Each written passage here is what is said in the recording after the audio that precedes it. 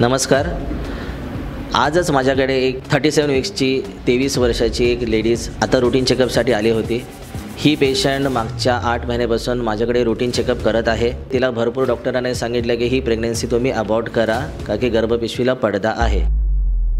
ती माझ्याकडे आली. मग तिला आम्ही सल्ला दिला की तुम्ही तसं काही करू नका, ही प्रेग्नन्सी कंटिन्यू करा, ही प्रेग्नन्सी व्यवस्थित जाईल 9 महिन्यापर्यंत. तर आता ती सध्या 37 वीक्सची प्रेग्नन्सी आहे आणि ह्याच पेशंटला जर आपण नॉर्मल डिलिव्हरीचा जर ट्रायल दिला तर तो बाळ तेवढं सहन करू शकणार नाही त्या कॉन्ट्रॅक्शन्स, आणि पुढे रिस्क नको म्हणून आम्ही ह्या पेशंटचं आज सीझर करायचा निर्णय घेतलेला आहे.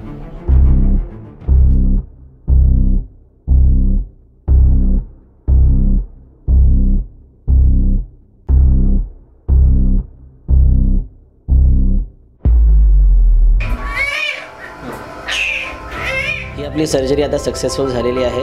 बेबी आणि मदर दोन्ही पण फाईन आहेत, काही कॉम्प्लिकेशन्स नाही झालेले आहेत.